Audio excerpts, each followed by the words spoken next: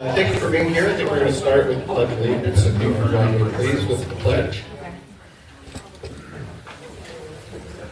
I pledge allegiance to the flag of the United States of America and to the republic for which it stands, one nation, under God, indivisible, with liberty and justice for all. Thank you. My name is Chris LaFleur. I'm the president of the Chamber of Commerce. And on behalf of the Chamber, I want to welcome all of you and thank you for being here. I also want to thank Representative Turek and Senator Dawson for being here. Representative Windschitl was not able to make it this morning, has a conflicting event, and Representative Siegrist is actually in the hospital. I'm told he's okay, he's just not able to be here. Also want to thank our sponsors, Black Hills Energy and Southwest Iowa Association of Realtors and Advanced Southwest Iowa Corporation for sponsoring the coffee event this morning. And thank you to Dr. Morello and her team here at the Southwest Community School District for hosting us in this beautiful room. We do have some question cards up there. If you'd like to submit a question on the back of the card, you can, if we're not able to get to your question today, if you'd like to write one of the representatives' names down and your contact information, I'll hand those over to the representatives after the coffee and ask them to reach out to you and address your question for you. At this time, I'm going to introduce our moderator. Our moderators this year are representatives of the community, but also have our alumni or current participants in the Leadership Council Plus program. Leadership Council Plus is a 9-month program offered by the Chamber of Commerce, and it's designed to develop leaders within our community, and participants of the Leadership Council Plus program learn about the history of Council Bluffs, develop their leadership skills, examine critical issues and local challenges, and discover opportunities to become more involved in our community. So please help me welcome today's moderator, Kendra Shestig. Yes. Kendra is the district manager with ADP and a graduate of Leadership Council Plus Class 36.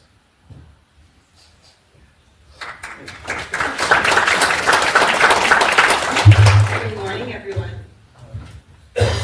We're first going to get started with a round of introductions, followed by questions submitted by the audience.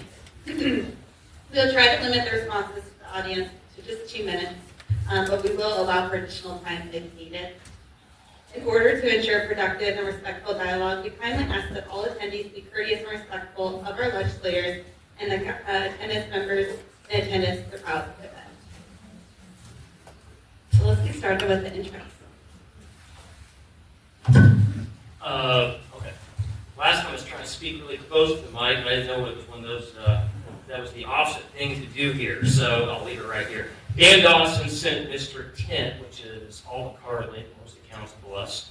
I sit on a Ways and Means Committee. I chair that, which is the Tax Granting Committee. I also sit on Veterans Affairs, Admin, Rural and Reg, and Judiciary. This week finishes the first funnel. And what the first funnel is we are a part-time legislator. We're not all year round, so you have to have an organizational process to dump all the bills up front, everyone's good ideas, maybe not so good ideas, and then it kind of works through a subcommittee process. And the first funnel is that key mark for the legislature where a bill has to clear the committee that it's in, minus an appropriation or a Ways and Means bill. So anything that didn't make the funnel is mostly dead for the year. A few things always get resurrected to our surprise a little bit, but it's typically dead for the rest of the year.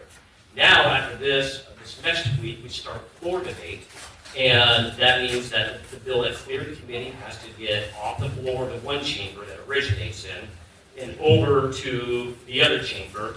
Then there will be a second funnel here in 3 or 4 more weeks, and as these bills move through, you will see a lot of bills continue to fall off the radar, or maybe I should say off the radar, but they just don't clear for the year. I think Brent always has the number, but every year, and this year is a lot of stinking bills filed, but every year about 2,000 bills get filed, And by the time we all get done during the session, about 200 or so become law. So that is the name of the game up there. Biggest thing, I mean, aside from the funnel, so it's always a really busy, last 2 weeks in particular have been busy. But for my standpoint, one of the biggest things that we started the process of this week, as remember I said earlier on that appropriations and ways and means committees are funneled through, is we rolled out what would be the largest property tax reform in the last 5 decades. That is going to start a conversation, a dialogue, and a legislative process to take a look at our system that we all know. I mean, we hear both sides. It's a growth system, right? And I won't go into all the problems that we have with our system, but one of the bigger problems from just a Western Iowa standpoint is what the property tax rates are, particularly on your commercial industrial classification versus right across the river. And whenever a business is looking at siting, we're going to try to pick out, let's say, new companies and what they call these siting groups or whatnot. 2 biggest things they typically look at is the energy cost and the property tax cost. And we have been pricing ourselves out of a lot of opportunities over the years. So what the bill does is essentially it migrates us from a system back in the 1970s where we have all these variable rollbacks, which is the percentage of property that's assessed versus taxable. And it starts to basically wipe it all out and goes to a revenue restricted system, which is going to be a lot more property taxpayer friendly in the end. And not only that, when we get rid of the rollbacks, it's also going to help out local government as well too. Every year, your local governments wait for the Department of Revenue to publish this new rollback number, and it changes every year. And that's when local governments get to know what portion of their property is actually taxable inside their jurisdiction, whether it be city, county, or anything like that. And then they wait for the assessment number that comes in December, and for the most part, that's when they start to plan their budget. By wiping out this whole system, we're going to actually be able to give local governments the ability to plan out 2 or 3 or 4 years, because they're not going to be waiting for the state number to come up or down. And some years where they might have 1 or 2% growth, and then they have the rollback come down, like we saw a couple of years ago, and lop off about 6%, and then they're trying to figure out how to make up the difference. I think it's a great thing, but overall, I think there's going to be predictability and transparency for local governments, as well for the property taxpayer, what it means for every, people, the property taxpayer again, which is why we want to start this conversation. It's going to be over a $400 million property tax cut. Every homeowner is going to get a $25,000 homestead exemption. If you were a senior and you were at around $60,000, and when I say senior, 70 years and above, if your income is under $60,000, family too, you have the ability to apply to have your property taxes frozen, and there will be additional veterans benefits as well too. It's going to be a lot of meetings, and there's a lot of work that's gone into it, but this is actually the start of the process. Because like Chairman Hoffman and I said this week, the reality is now we need to start getting some input from local governments, from the business community, because this is going to be a massive overhaul here. If we can get it done the right way, it's going to be a big boom for Iowa. But now's when the hard work starts. We've got a product out the door with a lot of work into it. I think it's going to be a great thing for property taxpayers if we work these details out and do something great for all of us. So with that being said, I'll stop. Josh Turek, represent Council Bluffs and Carter Lake. I'm sorry that I couldn't make it last time. I was under the weather. Once again, I want to thank everybody for coming out. This is a huge turnout. I think it's great to see all the civic engagement.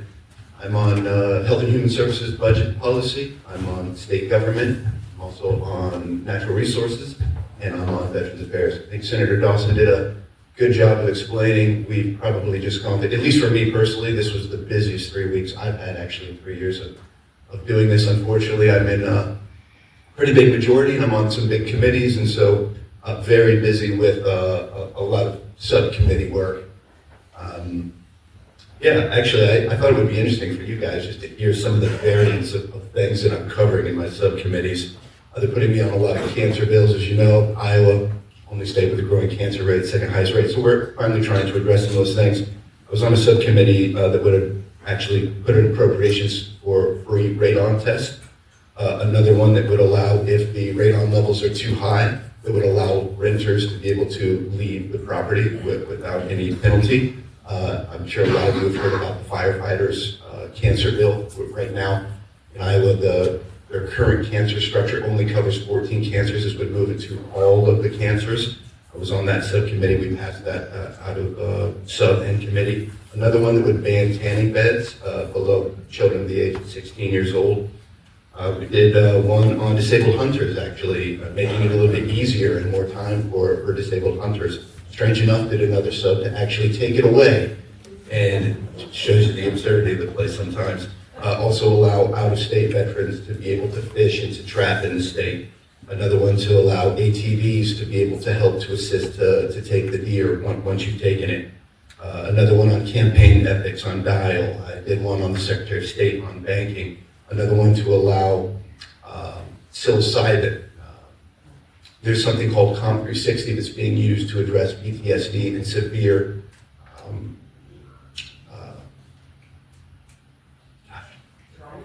no, not trauma.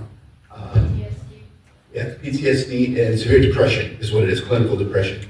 And it would allow that once it actually ends up getting cleared from the FDA, and that we would allow that to be able to be used here. Another one for Hawkeye to be able to cover more children with autism. Another one for veterans to be able to use hyperbaric chambers, oxygen chambers to address PTSD. Hawkeye coverage for the most extreme cases on our youth. Allowing dental assistants to be unregistered, like a lot of the surrounding areas, another one property tax. So you can see the wide variance of things that we're covering on a day-in, day-out basis. And as I've said, one of the difficulties in this job is we're expected to be experts on everything, and that is just impossible, but we do our best to be as informed as we possibly can and do the job the best we can. Just so you know, some of the bills that I had, as he just mentioned, we've had Funnel Week. 2 years ago, when I started up here being in the minority, we, at least on the House side, we only had 2 bills on the minority that were even given subcommittee. It was really, really difficult in the minority to be able to get things moving. But I was able to have some level of success this year. On my Work Without Worry bill, this is to raise the income and asset limits for disabled workers that are on Medicaid. I was able to get a subcommittee both in the House and Senate. I don't know if any of you follow me on social media, but we packed out. We couldn't get any more people into the House or to the Senate on that. Had a lot of individuals with disabilities up there. It's a huge, huge barrier and something I've worked really hard for all 3 years. We did get that through committee on the House side. Did another bill on what's called 14C. This is a provision to be able to pay sub-minimum wage to individuals just because of a physical disability or an intellectual disability. Unfortunately, that did die at the subcommittee level. Did another one actually just Thursday on eliminating sales tax on any mobility aids, including driving aids. They're incredibly expensive, as you can imagine, when you're adapting vans and just driving aids like I use, $500 or $700, I think is what it was. We were able to get that through subcommittee. The dock bill that I've worked on with a few of you to have a consistency in standard from Nebraska to Iowa. Iowa's the only one that has this limiting factor on what we can do with our boat docks and our boat hoist. We were able to get that unanimously through subcommittee and through committee. I think we've got a good chance of seeing that through, and continue to work on the TIF bill to hopefully be able to get some more industry and investment here in Council Bluffs. So that's where I'm at with my bills and subcommittees. And again, thank you all for being here.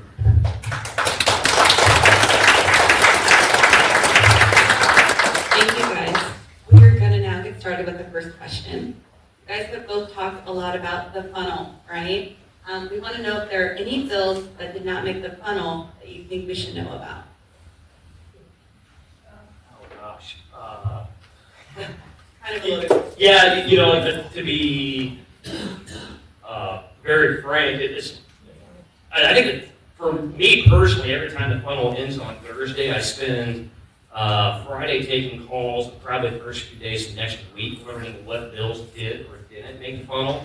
If you're on the committees, you know what did to some extent there, but there's a lot of bills and that you just don't know about until, you know, some association or what comes up to you and says, hey, this bill didn't make it. I'd say typically from the Ways and Means Chair standpoint, the funnel prayer committee is when people take the second loop around and seeing that we're filing a bill, we typically let the policy committees do that there. I mean, nothing comes to mind right now because unless you're the chair of the committee, you don't have really good visibility as to what did or didn't make it. You just kind of hear from everyone about what did. So I was kind of, I listened to Josh up here, and same for Brent as well too, because we don't really have a whole lot of coinciding committees, and this is actually a learning opportunity for me, just for like Josh is not on Ways and Means, so I was provide information on things that he might not know about, some of the committees that he's on, gives me my virtual visibility as to what they're doing now the house as well too. So. Yeah, as I mentioned, a few of mine, I think in the end I ended up sponsoring something around 41 bills personally, and then co-sponsored quite a few. In the minority, it's difficult to get everything done. I think particularly of things that at least got a subcommittee that did not make it through committee. I was genuinely disappointed that we couldn't have gotten work without worry through the Senate. I know that there's some concerns on the appropriation attached to it, but at least to keep the conversation going. And on the 14C, the bill, as I mentioned, the sub-minimum wage, I think that's a great dignity and pay bill. And also there were, that I had built in there, something called employment first, which is language that for individuals with disabilities, that always the desired outcome is always going to be full-time, gainful, competitive, integrated employment is what we call it, as opposed to an institutionalized setting or a hospitalization setting. I think all of these would have been great. We see states around the country that are doing things like this. I think on the employment first, we've got 27 states now. They have moved to that model. So those things, I mean, those are the things that when you're working on these bills and you've really put your heart and your soul into it, those are the ones that you're sad to see die. But that's the reality of being in the minority, and also just the reality of, as Senator Dawson said, we've got more than 2,000 bills, and this year it seemed like we had even more. Inevitably, we're only going to see 200 or maybe 300 actually become law. So it's just difficult, but that's why you keep hacking at this. Nobody said change was easy or legislation was easy. Yeah, I'd say a follow-up to that, I think for a lot of individual bills, I mean, for most of mine, it usually takes multiple years to get done. There's been a few bills that won't relitigate before here, but those are 4 or 5 year projects a little bit. So that's just kind of the name of the game up there a little bit to some extent. We just have to keep on, trying to build relationships, trying to, impart knowledge, I guess, and trying to get some buy-in from other colleagues there to start moving things through a little bit. So, but that's the legislative process. So. Thank you. Next question. This one comes from Pam. Why vote to rescind the rights of a group of Iowans from the Iowa Civil Rights Law? Yeah, I can start with that one here. This has been something that has been a topic of conversation for a few years. When I say a few years, I can recall that far back as 2019. I got a call one Saturday morning, it might have been right after one of our forums here. I remember being at the Buc-ee's off near Madison Avenue, and we got a phone call on Saturday morning, good morning, and there were multiple inmates with the Department of Corrections who had filed suit against the Department of Corrections wanting through a Medicaid provision as well as civil rights. Here we go. But they wanted sex changes. And we started talking about legislation at that point in time. I think it was like a half a dozen at that point in time back then, right? But one of the provisions that they filed under as to why they felt they were why they felt they were entitled by law was the Iowa Civil Rights Code. And from then on, we tried to do multiple pieces of legislation. And I'm not, here to relitigate the bathroom bills or sports bills or anything along those lines. But I would say over the course of the last few years, we have started to see an uptick of plaintiffs out there filing suit, and one of the provisions they would file on as to why they would try to challenge a law, right?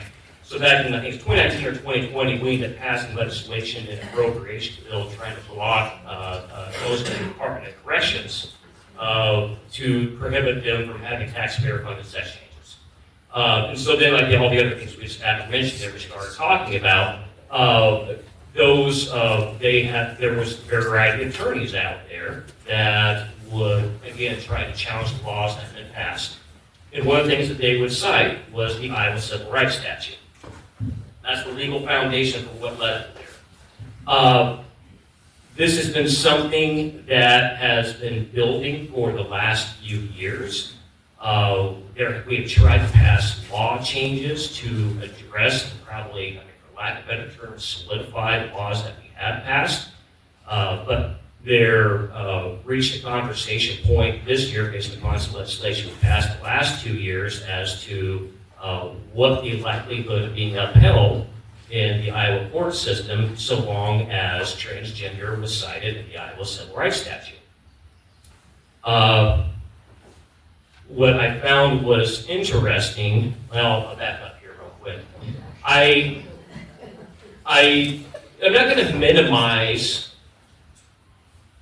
the fact that Iowa was the first state to repeal it.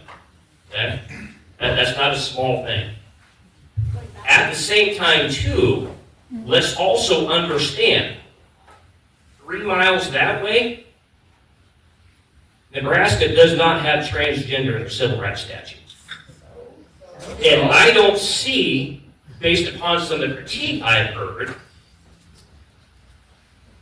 if you go around Dundee, or the Old Market, or Blackstone District, or anywhere else, a lack of diversity, equity, or inclusion, or transgender Nebraskans at a lower legal status than over here in Iowa. I mean, that's the reality, folks. Why do they? Right. Why don't they? I mean, there are 28 other states that do not have this in their statutes, particularly right across the river. So, They said Y'all want to die on this hill? Have you talked to a trans person? you ready to die? Yeah, they actually have. And so here's what I was going to say is that a lot of trans Iowans just want to be left alone.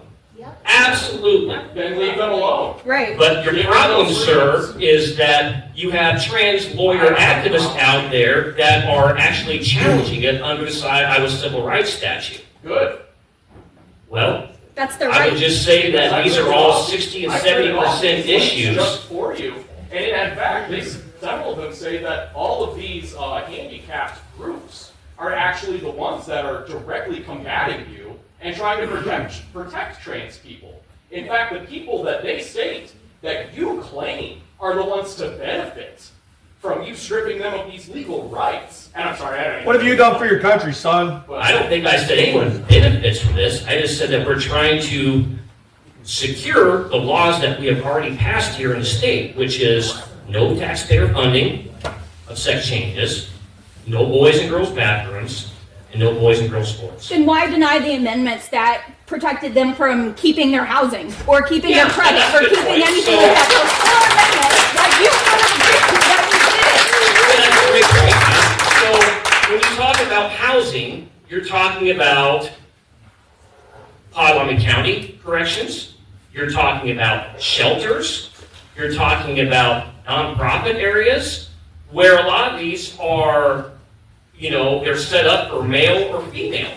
And you can't turn around and take the Iowa Civil Rights Statute and say that this class is protected, or has these additional protections, I should say, and then create a 2-tier Iowa Civil Rights Statute.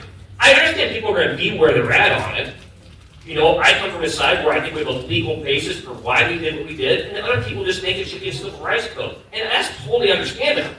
But both sides can have their opinions on this. I'm just trying to explain the legal reasons as to why we did. You might still disagree with it at the end, but it wasn't like what I heard some unfortunate rhetoric that just trying to target and, I love the Senate floor up there, we're trying to eradicate trans people from Iowa, which was the most reprehensible language I think I heard in the entire debate. Would you like a list of Republicans who directly said that, sir? Well, I know that Rick Scott can be quoted numerous times. I don't think Rich Stock is in the Iowa legislature. No, Sir, he's in the I think- Florida, unfortunately, in Congress. Anyways, Nebraska, I think we're gonna stop right here. We had a nice good 2-minute back and forth. That is the legal reason why. Some people still will not agree, but at the same point in time as well too, that is the reason for those supporters, including myself, as to why legally, the 5-year legal history of leading up to what would happen there. Thank you. If you pass laws that violated other. What entitles you? Would your answer entitles to you? that be to serve their civil rights? and What entitles you? not those You laws? just come here and Let's- demand shit. We're paying their. They're asking Let's keep some of them. Nobody's Yeah, yeah. Guys, let's try to keep the side conversations to a minimum, please. So I'll go. I did not vote for this. I spoke out on behalf of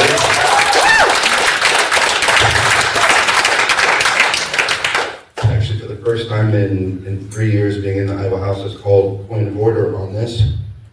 I read a poem, I can read it here because I can't get point of order, which was, it's at the Holocaust Museum, and it says, first they came for the socialists. I wasn't a socialist, so I said nothing. Then they came for the trade unionists, wasn't a trade unionist, so I said nothing. Then they came for the Jews, it was not a Jew. And ultimately, when there was no one left, they came for me, but there was no one left to fight for me. I said that because it's not only this issue, but in Iowa, unfortunately, we've also joined on to the 504 lawsuit, which would pull away all of the civil rights legislation for disabled folks. So what I said on the floor is, so first now you've come for disabled civil rights, and now you're trying to go for the gender identity. Unfortunately, with this, Iowa, now we have the distinction of being the first state to remove a protected class from the Civil Rights Code. I think that's sad. I think that as a lot of us Democrats said on the floor, our state motto is, our liberties we prize, and our rights we will maintain. For all. For all. And I agree. And you bring up the bathroom situation, you bring up the sports situation, we've already litigated all of that. What this was is a civil rights code that makes sure that there is no discrimination policies for housing, for healthcare, and for credit. I think that we all can recognize as Americans, it doesn't matter who we are, what the situation is. Every single one of us deserves that. So, another thing that was said on the floor, at least on my side, I didn't hear the Senate debate, but they talked a lot about, this is for girls, this is for kids. And I just find that so disingenuous. I mean, here's a party that last year we voted to make 12-year-old carry rape. We took away their reproductive rights. The number one killer of kids in this state is cancer. Yet we put $0 of state appropriation toward that. The number two is firearm-related issue. We put nothing toward it. So I find that argument is a little bit disingenuous. Like I said, I think it's sad that Iowa, that we've become the first state to pull a protected class away. I think we should want as many protections from everyone, particularly in these areas. No one should be discriminated against regardless of disability, color, creed, gender identity, on housing, healthcare, and credit.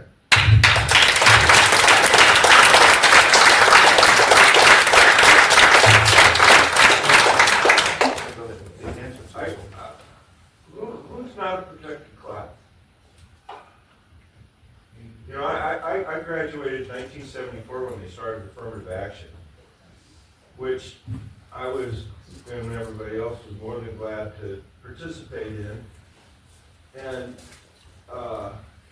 50 years later, I'm not sure where we got with all of that, but that was the most unconstitutional law that was ever passed. What? Affirmative action. Because right now, the only people that don't qualify as a protected class are white males. Poor whitey, fuck! Hey, why does this country owe you anything? Why does it owe you? Why do we owe you anything? Because I fucking served. There are lots of people who serve. Yeah, and they still believe in rights. Either we all shut up. Well, actually, I'm fine with shutting up. You guys are so what happened right here is that the USDS, because of its fight against DEI, is actually censoring the Excuse me. per Excuse me. details and documents. Pete Excuse me. Hesketh is not only censoring the Enola Gay bomber, Let's be he's also We're censoring going the to move on. airmen as well. That's kind of interesting. If you continue to disrupt, I will ask you to I want to leave. hear the representative.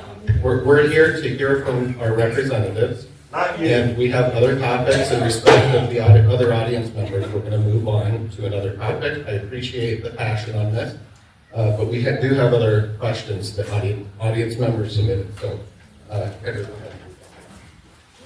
Next question, guys, is from Carmen. Carmen's question is, do you think being homeless should be illegal?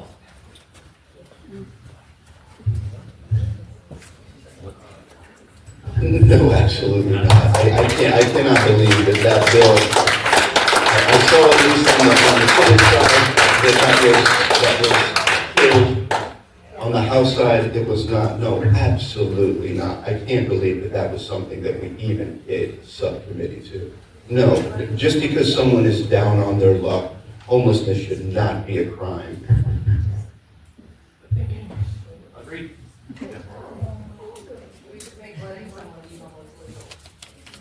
Agreed.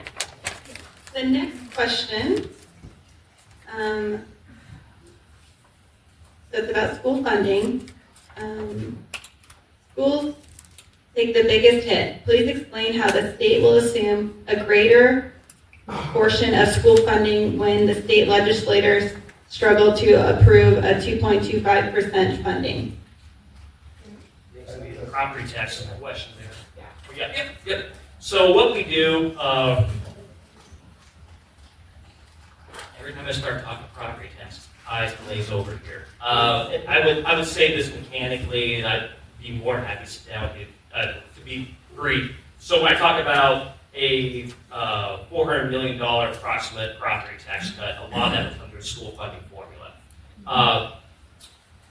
What we currently right now in Iowa law, because of this bad system that we have, commercial, I'll give you an example, commercial industrial, they are at a 90% rollback.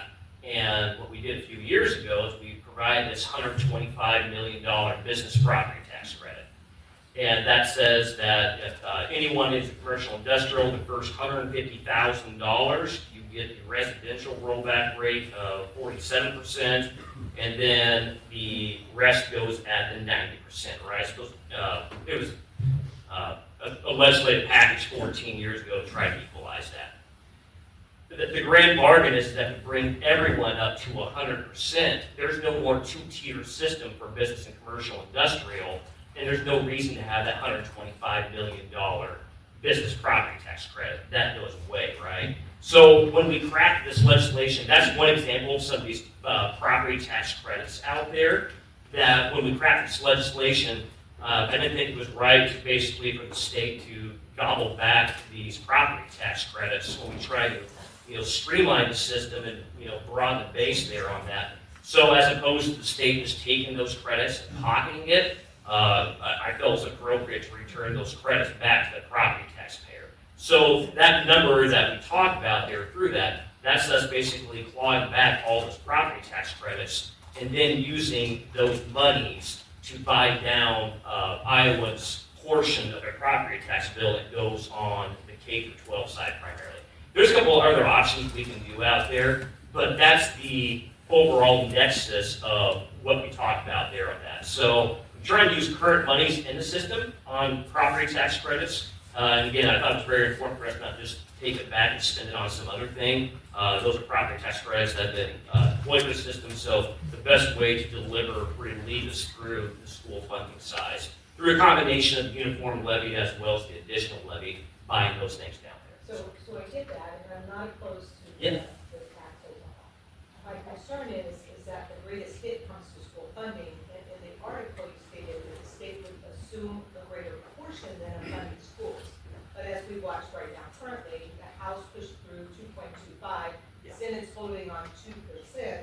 We've raised teacher salary according to a governor's initiative, and sustaining this, which the only way to sustain if we cut or reduce funding off of the current formula that goes off of per pupil allocation, is re-looking at what really is a good funding system. Yep.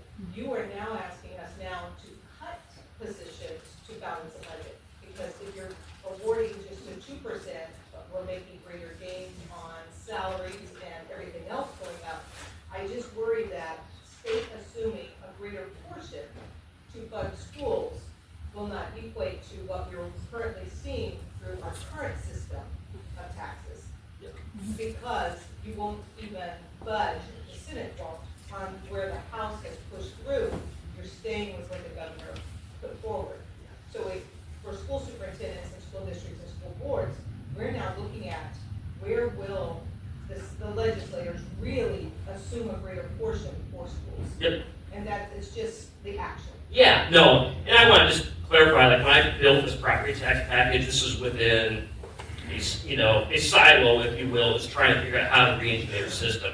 Your points are all well taken on the other side of current SSA and school funding right now. Eventually, these two ships are going to meet there, but just, when we first started talking about this, it was mid last summer, it's taken about, many months to do that there, and, your point's well taken. I just been asking where the money comes from currently. That's not current funds, it's just current property tax credits. So, and I hope we can get merged together here at some point in time on this. I think we're farther enough along now that, unfortunately, to be fair, that, or to accept some blame as one of the legislative bodies here, I think we're far enough now that when the RAC comes out next week, 14th or something like that, maybe the week after, whatever that plays on the calendar, that the Senate and the House appropriators need to sit down and have a serious conversation of what the overall budget targets are, get this school funding piece figured out here,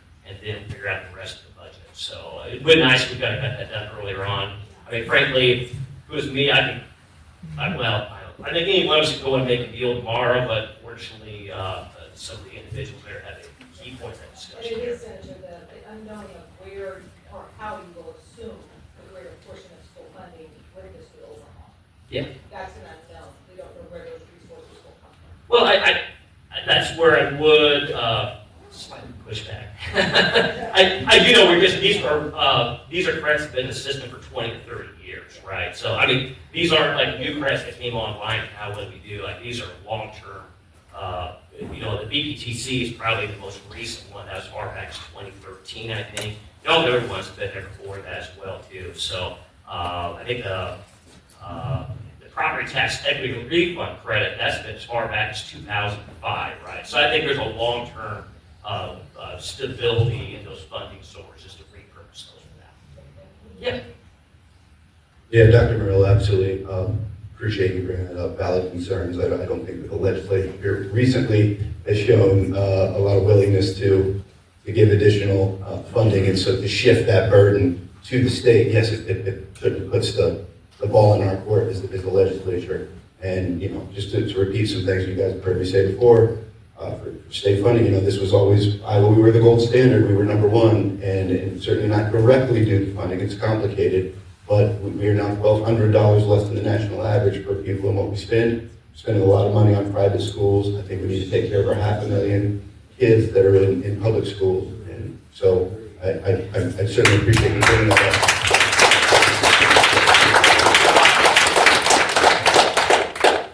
I just have one follow-up. Senator Dawson, you talked about, trying to bring the ship of commercial and residential chemical delivery trade. What is the plan for the state to start to look at agriculture, right? To bring that up. We are very much agriculture, but we always target residential and commercial, and ag hasn't been touched forever, and I think that is a large resource that can bring extra funding into our school systems across the state. And really, if we're going to level the playing field, ag has to be part of that conversation. Yeah, so actually in the bill, that is one of the pieces inside of there, is ag buildings going forward will be pulled outside. Okay. I want to get an answer here. I'm just trying to think about a consoled way to do it here. So agriculture, the way that classification is right now is that is on a rollback and it's based on a productivity formula. When we started that decades ago, we probably were one of the first ones on a productivity formula. Now, every ag state, you know, I talked about Iowa, Nebraska, they're all in productivity formula value. So to kick us outside of that would throw us outside the norm. And I think that, I guess I don't have a good visibility as to what that would do to our farmers out there. All the changes I propose are changes I feel like we can articulate that are going to be property tax relief in some form.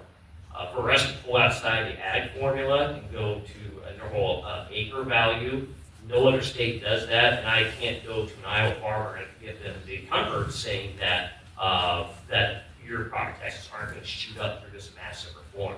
That being said, inside this bill here, for the past couple decades, ag land and ag buildings have been in the formula. Going forward, we are now pulling ag buildings outside of that. So the ag buildings new ones will be used to fill the bucket, if you will, on that. But that's to answer your question on the ag land side, just what's taking place in the last 20, 30 years. There's also some stuff too going on at the USDA right now. A couple of years ago, USDA decided to stop issuing crop reports, which is what our county basis is on. So there's some uncertain questions right now as to what we do for modeling. And I'm afraid that if we try to tackle that data point along with everything else here, would probably become its own chaos inside of the discussion. I don't want to throw the baby out of the bathwater of the rest of the system. But there is changes on the ag productivity formula. The new ag buildings will now be outside that value as opposed to into it there. And we're going to work through some of these productivity formula issues going forward here, trying to figure out what the lay of the land is. But there's been some talk of USDA might pull back some of that rule they had a couple of years ago. But we're going to, if not, we're going to find a new way forward on that. So. I want to throw some bipartisan support here too. You know, for Senator Dawson, what he's attempting to do is incredibly difficult. Regardless of where you sit on the political spectrum, we all can recognize that our property tax system is broken.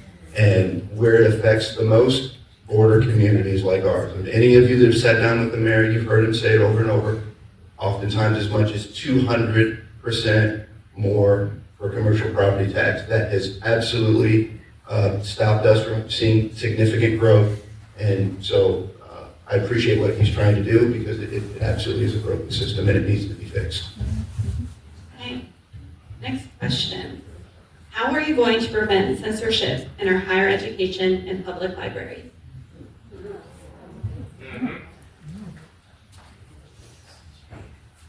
They're still up.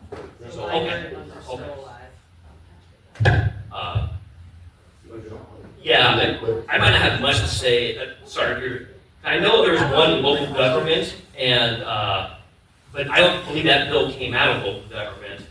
But that's almost I know there's two library bills out there. On the Senate side, I know it didn't come out of committee, but then I heard there was an amendment. I just don't have that's kind of like postponed chaos. I just. Things that are still alive are barring Iowa libraries from being part of the Iowa, I think it's Iowa Library Association and National Library Association, presumably because they don't hold the same views as our lawmakers, and the other one is reenacting some old obscenity laws to make sure that any sexual acts in books for adults, anything, can be removed if some committee somewhere finds something offensive. If I can, my understanding was that the local government bill didn't pass, and so it's, from a funnel standpoint, like, all right, on to the next issue, I think dead for here, but on to go back.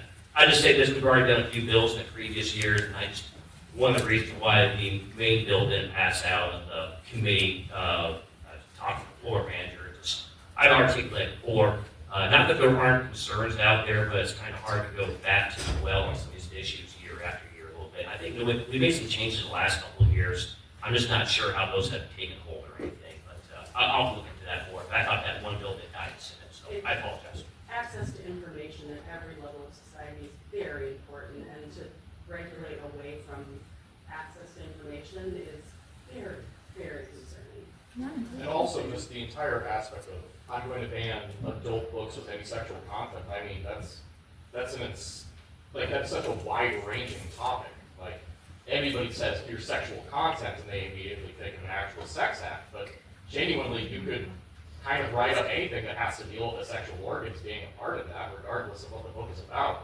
I mean, for God's sakes, I would remove all of my nursing textbooks. So, and if that is literally to the word, which at one point it was, that's what it would do.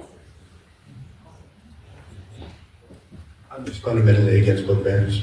Yeah. I'm against the legislature using its power to regulate morality as well, just in general. Are you guys talking, because I'm ignorant to this, are you talking about in schools, or are you talking about in public libraries? Public libraries. Because in public libraries, I dated the manager of Omaha Public Schools. In the library system over there, they allow kids to read anything they want to. That's not what we're. That's all we're talking about. So whatever you got in the, I mean, whatever you got in the library. We're going to move on to the next question. Thank you, guys. Okay, this question comes from George. And this is about the Senate File 70 and 71. Where are they now? Will they be voted on this year? What impact will they have on insurance companies selling Medicaid? Medigap, sorry. Give me just a minute, I'm looking up here. Josh, I sent you an email on it. You answered my question. Okay. I On don't. House File 70, the one will allow an open enrollment for Medigap policies on one of them is with birthday. That will allow seniors to change their Medigap policy without any underwriting, which is a big deal. But it has a big impact on the insurance industry. And it could increase the prices dramatically.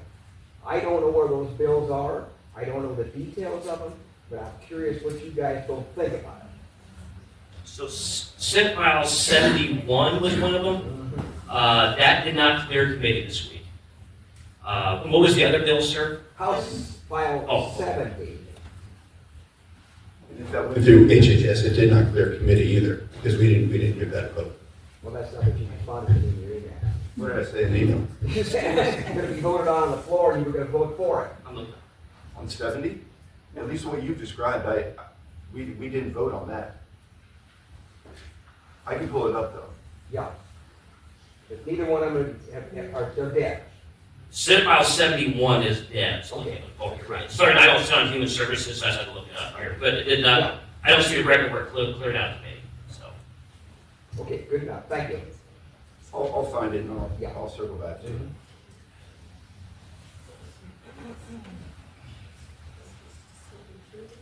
This one is from Kezia. I hope I'm saying that correctly. The topic is cancer. Iowa is number 2 in new cancer cases. What are you doing to protect your community? I mean, I guess listen, I'm not a doctor here, right? I mean, there's different kinds of cancers, there's different kinds of causations out there. You know, I know that the governor recommended an appropriation to work with the University of Iowa to try to start to tackle this. I know Josh probably has more information or thoughts on this here. But, you know, there's different things that cause it, right? Alcohol use, drug use, water, foods. I mean, you say that, I mean, certainly, there's a bunch of things out there. So when we say cancer, it's kind of a broad thing, but smoke goes well too. Diesel exhaust. Yeah, I mean, very well could be. So when trying to answer a question, we're doing to cause cancer, well, there's kind of prevent it. There's a lot of things we try to do for quality of life around here, right? You know, I can point to our vape bill that we did last year to try to limit some of the non-FDA approved vapes out there, you know, going to the lung side a little bit. And the component of I will the last few years, trying to put some more funding into our water quality or buffer strips, things along those lines out there. to try to have nutrients held within the soil as opposed to getting the water supply there. There's maybe other things there as well too, but I just always caution when anyone thinks the government can come in and cure cancer, because the reality, we've had different administrations and different parties control government over the years, and our cancer continues to grow, not rescind. So I think it's I think it's an issue that we're going to need a lot of individuals out there. It's probably not going to be necessarily government can support, but like I said, I don't even know what's going on in the local government committee here a few weeks ago. I feel like the government's probably equipped to come in and say that we're going to solve the problem here either. But there are things we can do to help mitigate that. I think kind of the radon thing a few years ago as well too. We've done CO2 or carbon monoxide detectors, things like that to try to work around the engineer a little bit. Question is what we're going to do for cancer, to address the cancer rate. Well, a few things. One is 2 years in a row now, I've put an appropriation for $1 for every Iowan to go to pediatric cancer research, would go to the University of Iowa. At least right now, the governor also in her State of the State speech put $1 million towards that. So I think we're going to get at least the ball rolling in that area. As I had mentioned, free radon testing, we've made that out of committee. We would put $30,000 state appropriation towards that. Allowing, if you end up getting, if you're a renter and you're in a property and it's tested to be above 4 picograms, I think is what it's the standard is. If the landlord doesn't fix it within a time, and I think the time frame that we've got now is 180 days in the bill, they'd be able to leave without penalty. The firefighter cancer bill, I think, is an amazing bill. I really, really do hope that the Senate ends up taking that out. We passed that unanimously out of there to move from 14 cancers to all of these. And we had all of these firefighters that are consistently coming in here. Last year, we passed that unanimously out of the House, but for whatever reason, certainly not Senator Dawson's fault, but the Senate did not take that. That is an amazing piece of legislation to be able to help our heroes that are putting their lives on the line, that are getting all these various forms of cancers.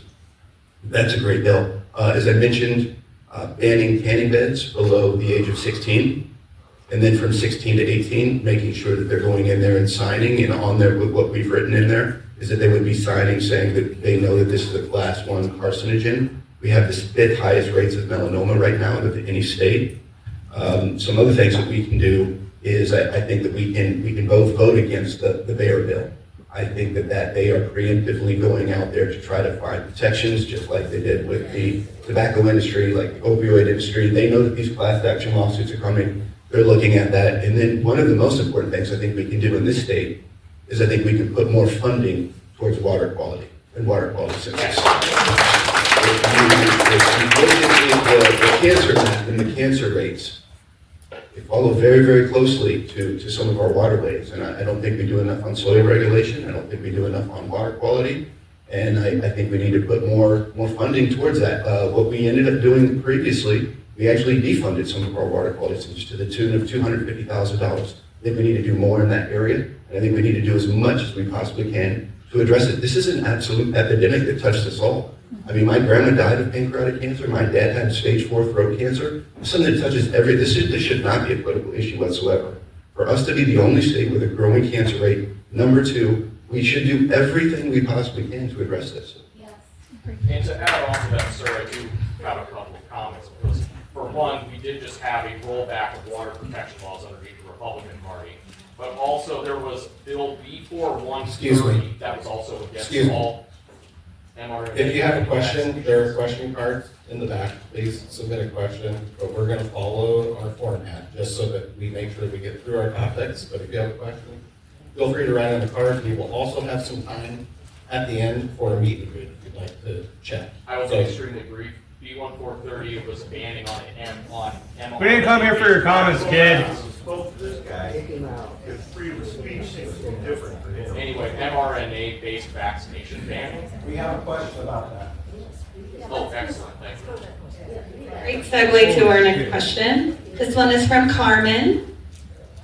Do you think gene-based vaccines should be illegal? No.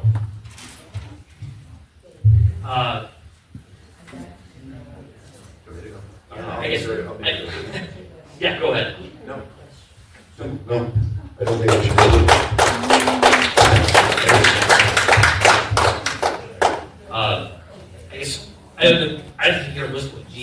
vaccines are, it's just, mRNAs. okay. And that bill got passed out either. Anyways. Good, good. Yeah, real quick, just so everyone knows as well, this is a governing body of 150 between the House and the Senate. And we can't stop all of these, we imagine, you get 150 people in a room, you're gonna have 50 people that are gonna be crazy. And we cannot stop from one of our colleagues, unfortunately, putting forth a crazy bill, and then, you guys will happen to see it or read it. Oftentimes, just out of political courtesy, they'll end up being given a subcommittee. This does not mean that these are at risk of actually becoming law, unfortunately, although they get a lot of attention in the media. Okay, thank you guys. This one is from Diane. It's a long one, so please bear with me. Plate with the Gadsden flag that symbolizes anti-training and support for the individual rights isn't a contradiction to the Republican Doug Campbell's Bill 360, which makes the administration of COVID vaccine a crime that could result in the loss of a provider's license and a denial of the individual's right to obtain a COVID vaccine or any mRNA vaccine in the future.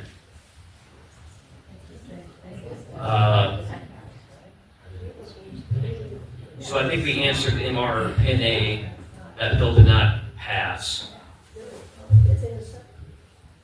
I think I also heard the Gadsden flag plate.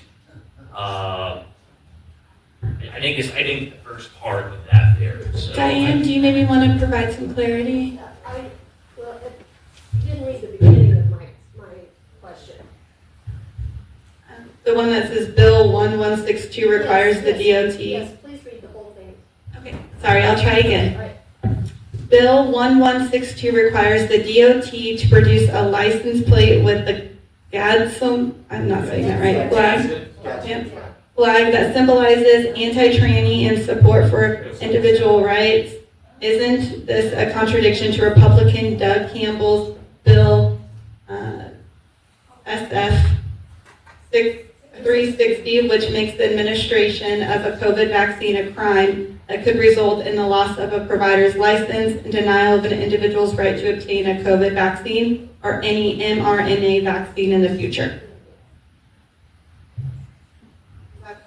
That's a pretty loaded question. I'll just say in general, I have nothing against Gadsden flag being on license plates. As to the individual, I'm pretty libertarian. I mean, if you want to put something on there and it's not heinous and it doesn't have anything inflammatory on there, I think you should be allowed to. There's nothing wrong. You want to put the American flag on there, that's perfectly fine too. You want to put the state of Iowa flag on there. If you're a veteran, I think you should have the right to put that on there as well. If that's contradictory, maybe it is, but we do a lot of contradictory things in legislature, and unfortunately, not everyone has a consistency in policy. Yeah, be frank, I don't sit on those committees where I've connected the philosophical connection or contradiction there between the two, right? But in terms of the Gadsden flag, I know a lot of other states have that one out there. The flag itself, I have no problem being on a license plate.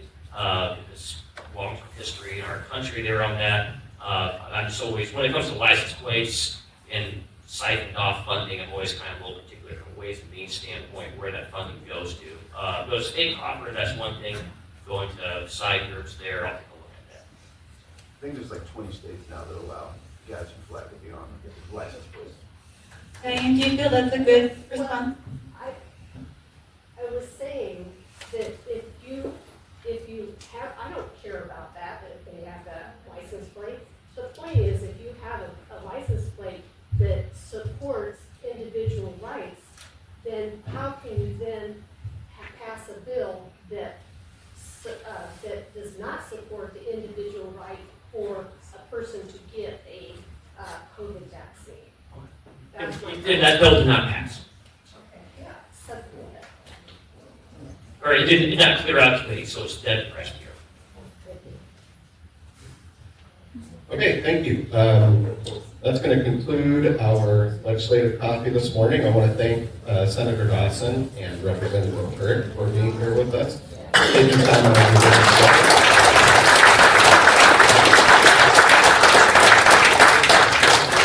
And thank you to Kendra for moderating. We have some time after for a brief meet and greet. Oh, sure, go ahead, Jeff. I just want to say something really quick. For some of you that may be following the 504 lawsuit, I actually have a meeting with the Attorney General on Monday, and I have a meeting with the Governor on Tuesday. I'm going to do all I can to see that Iowa ultimately pulls out of that, just because the Taylor case affects people.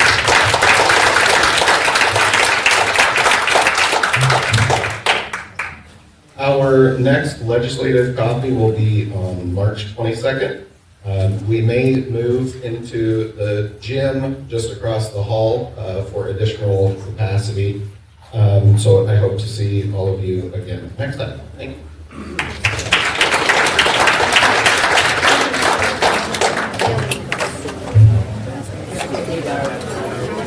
Mary. Hello. Hi, babe. Oh, I know. I was